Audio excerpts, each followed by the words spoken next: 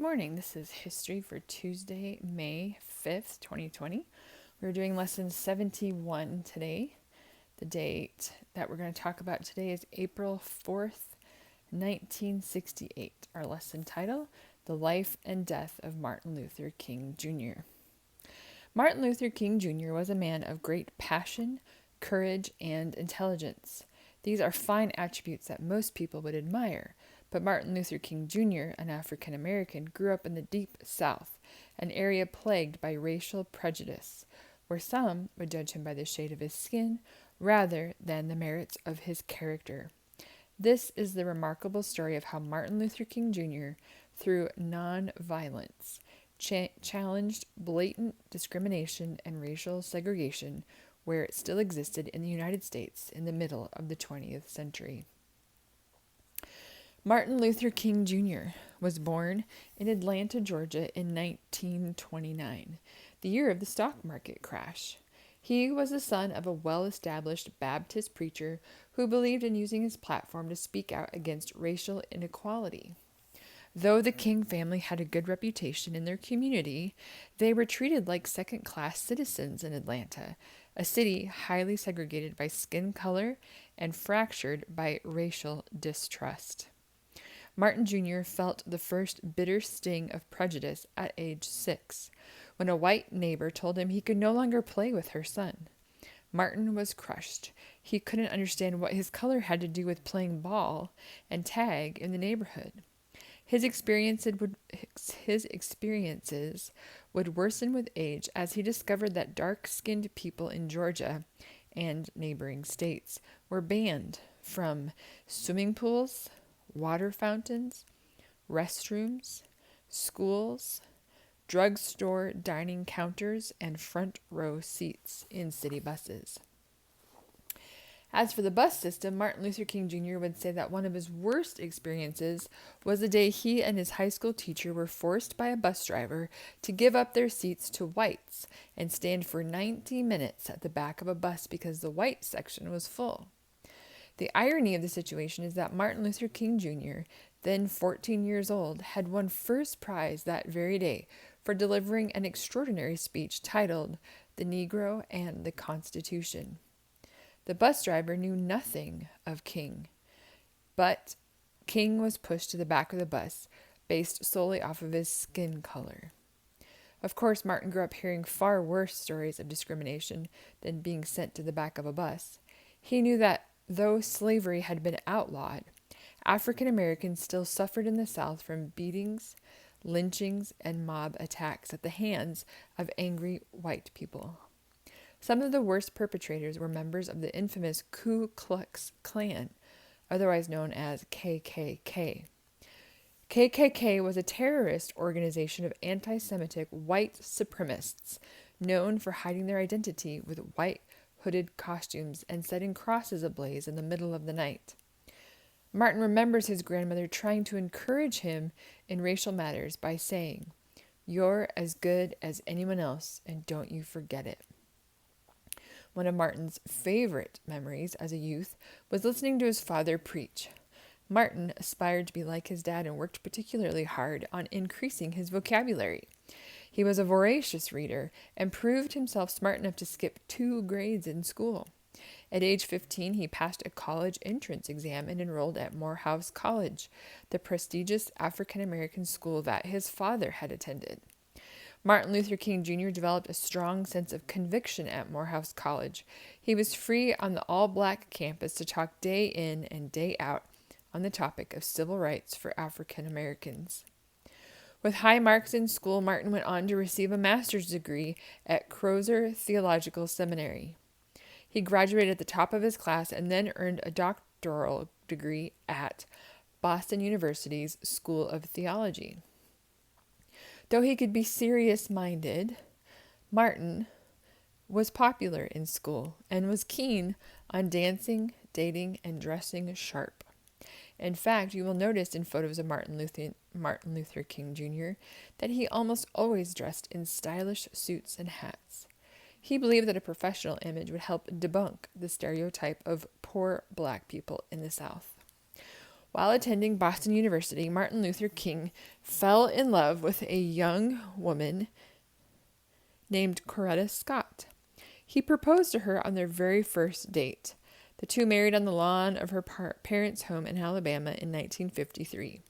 Since very few hotels in the Deep South would rent rooms to black people, the newlyweds spent their honeymoon at a friend's home, which happened to be a funeral parlor. Soon after, they returned to Boston to finish their studies. In 1954, Martin Luther King Jr. was offered a preaching position at Dexter Avenue Baptist Church in Montgomery, Alabama. Accepting the position was a tough decision to make because the Kings knew that to move to Alabama, where Coretta was raised, was to move to a hostile environment steeped in prejudice. The freedoms that Martin and Coretta had in Boston would not exist in Montgomery. In fact, tension over segregation was boiling in the South in 1954 because that was the year the Supreme Court decided it was unconstitutional to segregate public schools in the ruling of Brown versus Board of Education. To segregate a school system is to group students of the same color in white-only and black-only schools. The banning of segregation by the courts was being challenged by whites in the South through hot debates, pickets, boycotts, and the barring of school doors. It was for this very reason that Martin Luther King said yes to the position in Montgomery. He wanted to go to a city that needed his booming voice to fight the mistreatment of black minorities. One of many abuses against black citizens in Montgomery was found in the transit system. As in Atlanta, people of all colors rode the same buses, but segregation laws, which were nicknamed Jim Crow laws, required black Americans to ride toward the back of the bus and to give up their seats to white Americans if the bus filled up. This system was challenged on December 1st, 1955, when a brave black woman named Rosa Parks decided she would not give up her seat to a white man who boarded the bus a few stops after she did. For one, she was tired. She was tired from working all day on her feet as a seamstress, and she wished to sit. Second, she paid the same bus fare as the white man. And third, she was weary of the unfair treatment imposed on her just because of her skin color. When she calmly refused to move to the back of the bus driver called policemen to arrest her. Rosa Parks accepted the arrest, hoping her stance would challenge the system and ultimately improve the lives of all black Americans who had experienced the same kind of public humiliation. Fortunately for Rosa Parks, she had the immediate support of a lawyer, most of the black community, and the NAACP, which stands for National Association for the Advancement of Colored People. Hours after being photographed and fingerprinted like a criminal, Rosa Parks was released on bail, and the NAACP had a case on their hands that would challenge the courts. In the meantime, black leaders called upon the newest and most vocal minister in their community to lead them in prayer over what to do next to fight discrimination.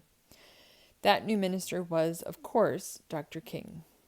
Though some were skeptical, it was decided at a historic gathering of black ministers led by King that the best way to move forward was through a non-violent boycott of the bus system.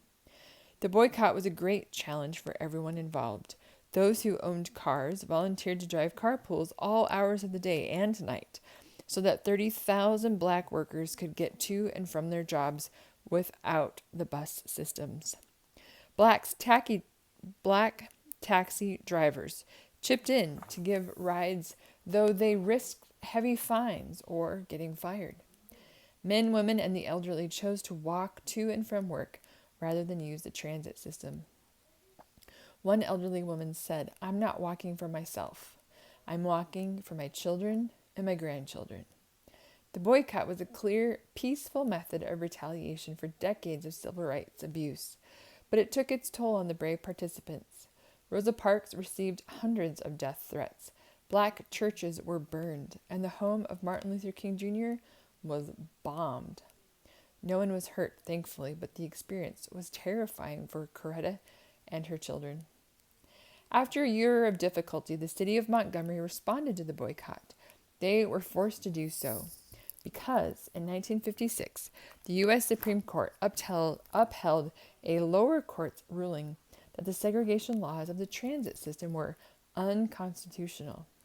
On a proud day in December of that same year, Rosa Parks, Martin Luther King Jr., and Martin's lifelong friend and chief aide, Reverend Ralph D. Abernathy, rode the bus together, keeping their seats in the front row of the bus for the entire length of their journey.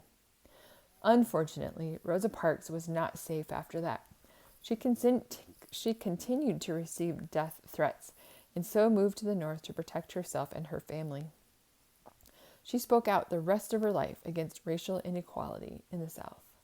Among other awards for her courageous act, in 1996, Rosa Parks received the Presidential Medal of Freedom, and in 1999, she was awarded the Congressional Gold Medal. The bus boycott marked the beginning of Martin Luther King's mission to fight against injustice using nonviolent means. His first nationwide address fell on May 17, 1957. King organized a prayer pilgrimage for freedom at the Lincoln Memorial in Washington, D.C. Though it was still early in Reverend King's career, 25,000 gathered to hear him. Rumors spread quickly that he was one of America's most inspiring orators.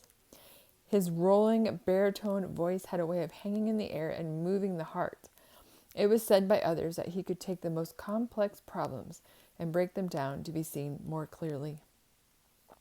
Martin Luther King would say he was inspired toward nonviolence by the teachings of Jesus Christ and the example of Gandhi, who was known worldwide for his peaceful demonstrations in India. Some black leaders criticized King for his methods, believing that more forceful means were needed to fight racial inequality. But King would, for the rest of his life, abide by nonviolence.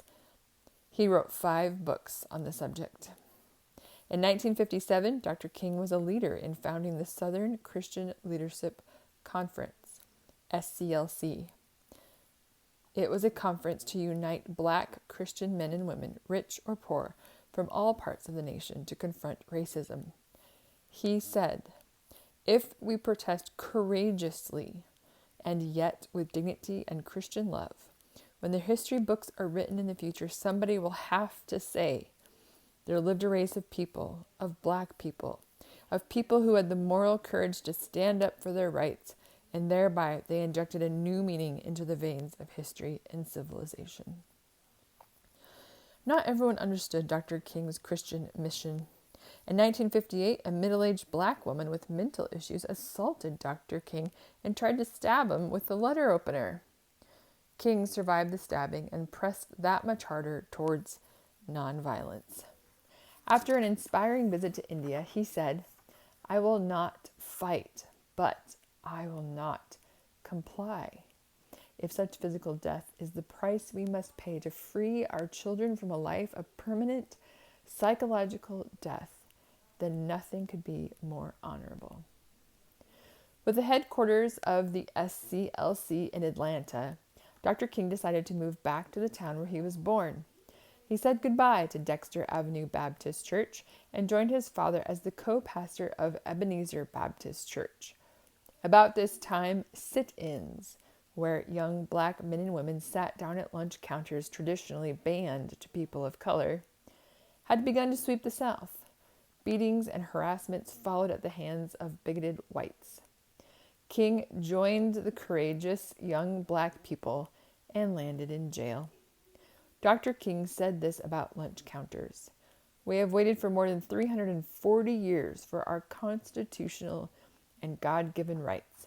The nations of Asia and Africa are moving with jet-like speed toward gaining political independence, but we still creep at horse and buggy pace toward gaining a cup of coffee at a lunch counter." Interestingly, John F. Kennedy, who was then a senator, came to Dr. King's defense and ordered his release from jail. King was inspired to find he had a white advocate in Congress and was hopeful it would help his cause. In 1961, the city of Atlanta agreed to open downtown lunch counters to black citizens as the result of the nonviolent sit-ins. 1963 was a pivotal year in the civil rights movement because it marked the 100-year anniversary of the signing of the Emancipation Proclamation, the document that freed slaves in the Confederate South. Most black citizens were frustrated over the slow rate of progress in the movement. That year also marked the birth of King's fourth child and the harsh reality that Dr. King's children would be denied access to private schools, amusement parks, and other public activities in Atlanta solely because of the color of their skin. Dr. King and other leaders chose in 1963 to challenge the city of Birmingham, Alabama, for being one of the most segregated and prejudiced cities in the United States. King's threefold demands in Birmingham were simple. 1. He wanted to see blacks receive access to public water fountains, restrooms, and lunch counters. 2. He wished to see the hiring of more black people for jobs in the city. And 3. He suggested that a biracial council be established to deal with civil rights issues. King and his followers planned to boycott local businesses and form peaceful marches until their demands were met. Birmingham, Alabama was a tough campaign. Day after day, marchers were arrested, including Dr. King. By orders of the mayor and with the backing of the governor, the marchers were beaten by the Birmingham police, attacked by dogs, and knocked down by high-powered fire hoses. When children marched by the hundreds under supervision of a local pastor, they too were attacked and knocked down. The situation spun out of control all too quickly, and people on both sides of the issue condemned the event. One constructive outcome of the Children's March was the nationwide attention it gave to the civil rights movement. Americans all over were shocked to learn of the harm done to the brave boys and girls who dared to march in the streets of Birmingham. In the end, the Birmingham rally was successful. City officials agreed to King's demands, but there was a price to pay. Bombs were tossed into the hotel where King had stayed, and some leaders of the NAACP were gunned down in Mississippi. Much more work was needed to heal the South of its racial sickness. If there was but one speech by Martin Luther King Jr. that would forever shape the nation, it would be the one titled, "I Have a Dream." Commentary can hardly do it justice, but here are a few facts about these 17 minutes of unforgettable history. On August 28, 1963, Martin Luther King Jr. stood before 250,000 civil rights supporters with the Lincoln Memorial at his back and the reflecting pool of the Washington Monument at his front. So much planning had gone into the peaceful rally, known as the March on Washington for Jobs and Freedom, that King had spent little time finalizing his speech. On various occasions, he had already given parts of the speech, but he had yet to pull it all together into a single flowing oration. It is believed that toward the end of his 17 minutes, he improvised the part of the speech that became the most famous. A woman called out to him from the crowd, imploring him to speak of the dream. At this point, Martin Luther King started 8 phrases with the thunderous words, "I have a dream." Each sentence ended with a wish for justice and freedom in America, from a broad sense to a very personal one. King quoted the Declaration of Independence, saying, "I have a dream that one day this nation will rise up and live out the true meaning of its creed. We hold these truths to be self-evident, that all men are created equal." And then, from the heart of a father, he cried out, "I have a dream that my 4 children will one day live in a nation where they will not be judged by the color of their skin, but by the content of their character."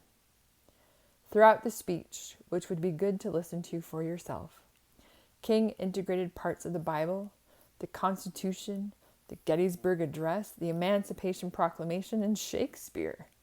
He ended with words from a Negro spiritual. "Free at last, free at last. Thank God Almighty, we are free at last." These powerful phrases would later adorn his tombstone. 2 months after Reverend King's dream speech, President Lyndon B. Johnson finished what John Kennedy had started and signed the Civil Rights Act of 1964. While it did not address voting rights, housing issues, or poverty, it did promote equality in schools, factories, hotels, restaurants, theaters, and other public places where segregation had been practiced. The Civil Rights Act was a step toward righting the wrongs of discrimination in America. For his contributions to the Civil Rights Act, Dr. King received the Nobel Peace Prize in 1964. But nothing would come easy in the civil rights movement. Behind the scenes, there were signs of anger from both sides of the color barrier, and violence erupted in several cities, taking the lives of many. Dr. King continued to rally for civil rights in areas where Americans were failing to apply the new laws. He began to look beyond the problems generated by skin color and focus on the larger issue of poverty in America that affected other minority groups like Latino Americans and Native Americans. In 1968, he was planning an enormous rally called the Poor People's March to address troubles suffered in the workplace. However, Dr. King was sidetracked by a smaller event in Memphis, Tennessee. Black sanitation workers in Memphis had suffered poor treatment for some time. Besides the hard work of garbage retrieval in all kinds of weather, they received lower wages than white workers received, and they had no job security and no insurance. 1,300 protesters came up with a powerful slogan to wear on placards for an organized strike. The signs read, "I am a man." Despite the peaceful nature of the protest and that it stirred the hearts of many, city officials responded harshly against the protesters with nightsticks and mace. Mace was an irritant that was sprayed, causing temporary blindness and a rash. Organizers of the strike decided to call in Martin Luther King for leadership. With his mind on the upcoming Poor People's March, Dr. King had mixed feelings about going to Memphis, but in the end he decided that the issue of sanitation workers was defending the poor, and he agreed to join the cause. He first arrived in Memphis in March of 1968 and was quickly disheartened when the crowd of black, angry protesters resorted to violence by throwing rocks and destroying property. Dr. King called off the assembly to calm down the protesters. Nonetheless, the governor of Tennessee called in the National Guard to line the streets of Memphis, and the crowds were further provoked to anger. More rioting took place, and Martin left town. Martin Luther King was very depressed over the outcome of Memphis and other failed campaigns, and wondered if the critics of nonviolence were right. Perhaps his peaceful methods were inadequate. But King believed so deeply that nonviolence was the best way to fight racism that he returned to Memphis in April to prove it. On the stormy night of April 3rd, Martin Luther King spoke to a large crowd at a Masonic temple in Memphis. Friends of Dr. King would say he was particularly stressed out that night, weary and discouraged by the endless work he faced and the ongoing death threats he had received. He spoke more of his death that night than usual. He bellowed out to the crowd these famous remarks from the speech that others would call his mountaintop sermon. "We've got some difficult days ahead, but it really doesn't matter with me now, because I've been to the mountaintop, and I don't mind. Like anybody, I would like to live a long life. Longevity has its place, but I'm not concerned about that now. I just want to do God's will, and He's allowed me to go up the mountain. And I've looked over, and I've seen the promised land.